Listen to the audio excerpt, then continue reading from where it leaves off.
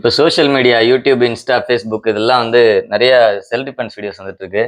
அதுல கராட்டே செய்றோம்னு சொல்லிட்டு சில பேர் செல்ஃப் டிஃபென்ஸ் தவறா சொல்லி கொடுத்துட்டு இருக்காங்க. அது ஏன் தவறுன்னு சொல்றேன்னா, அது ரியல் டைம்ல போய் செய்யும்போது, ரியல் ஃபைட்ல செய்யும்போது 100% அடி வாங்குறது அதிக சான்ஸ் இருக்கு. நம்ம எந்த ஒரு கலையும் கத்துக்க வேண்டாம்னு சொல்லல.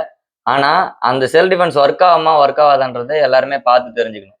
இப்போ அந்த கராட்டேல செஞ்ச செல்ஃப் டிஃபென்ஸையும் காட்டுறோம். நம்ம குத்து வரிசையில இருக்கக்கூடிய செல்ஃப் டிஃபென்ஸையும் காட்டுறோம். அப்போ உங்களுக்கு எது வந்து நல்லா 100% ஒர்க் ஆகுன்றது உங்களுக்கு புரியும். நாங்க காட்டுறதெல்லாம் வந்து சும்மா மேலோட்டமா தான் காட்டுறோம். இன்னும் நிறைய டெக்னிக்ஸ் இருக்கு. ஏகப்பட்ட டெக்னிக்ஸ் இருக்கு. அது எல்லாத்தையுமே நாங்க காட்ட விரும்பல. நேரடியா வந்து கத்துக்கிறவங்களுக்கு தான் அது எல்லாமே சொல்லிக் கொடுப்போம். அந்த மாதிரி தான் வந்து அந்த கலை பாதுகாக்கப்படுது. ஏன்னா அது சீக்ரெட்டான ஆமா. விஷயம். நம்மளுடைய தமிழர் பாரம்பரிய கலையை வந்து இப்படிதான் நாங்க பாதுகாத்து வச்சுட்டு இருக்கோம்.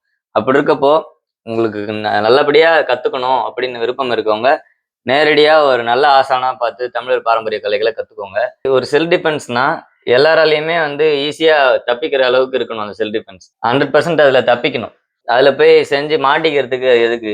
அந்த செல்ஃப் டிஃபென்ஸை பண்ணாங்கன்னா அவங்க உயிரே திரும்ப போயிடும். ஓகேவா? அவன் பதிலுக்கு திரும்ப அடிப்பான்றதே அவங்க யோசிக்க மாட்டேங்கிறாங்க. செல்ஃப் டிஃபென்ஸ் செய்யறப்ப ஆபத்து காலத்துல அதுல இருந்து நம்ம தப்பிக்கிற மாதிரி இருக்கணும். அந்த செல்ஃப் டிஃபென்ஸ் செய்யறப்போ அந்த செல்ஃப் டிஃபென்ஸ் வச்சு நம்ம போய் மாட்டிக்கிற மாதிரி இருக்க கூடாது. இப்படி போயிட்டு இருக்காங்க. அவங்க சொன்ன செல்ஃப் டிஃபென்ஸ் படி இப்படி போய் டக்குன்னு பிடிச்சிட்டாங்க. நல்லா இறுக்கி பிடிச்சோம் அப்படின்னா மூச்சு விடுறதுக்கே திணறுவாங்க. இருந்தாலும் இப்போ நீங்க அந்த செல்ஃப் டிஃபென்ஸ் செய்ப்பா. அந்த கராத்தேக்காரர் சொன்னாங்க. சொன்னது செய்யும். இங்க வெள்ளா எலும்போட அடிப்பகுதியில வெள்ளா எலும்போட அடிப்பகுதியில விட்டா நீ எவ்வளவு வேணா அழுத்திக்கோ. எவ்வளவு அழுத்துறமோ அவ்வளவு கழுத்திங்க அழுந்தோம். ஓகேவா? இது வந்து யோசிக்கிறது இல்ல. இது வந்து தவறான கேர்ள்ஸ் கிட்ட இந்த டிஃபென்ஸ் இல்ல பெரியவங்களே யூஸ் பண்ணா இல்ல ரொம்ப குண்டா இருக்காங்க, ரொம்ப பாடியா இருப்பாங்க ஜென்ஸ்லாம். ஸோ அவங்க கிட்டலாம் வந்து இந்த அவங்க சொன்ன டிஃபென்ஸ் வந்து ஒர்க் ஆகாது. Self defence. இப்போ நம்ம குத்து வரிசையோட செல்ஃப் டிஃபென்ஸை பாருங்க. இப்போ இங்க பிடிச்சாங்கன்னா முதல்ல இங்க அடி விரை பகுதியில அடிக்கணும். இது குத்துறாங்க, அடியாவும் கொடுக்கலாம். ஓங்கி அடி, ஓங்கி அடி. விரை பகுதியில ஓங்கி அடிச்சோம்னா மேக்சிமம் வந்து விட்டுருவாங்க.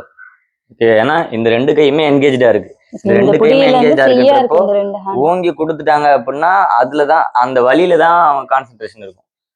இன்னொரு செல்ஃப் டிஃபென்ஸும் போடலாம். இப்ப நான் இந்த இடத்துல லாக் பண்ணிட்டேன்.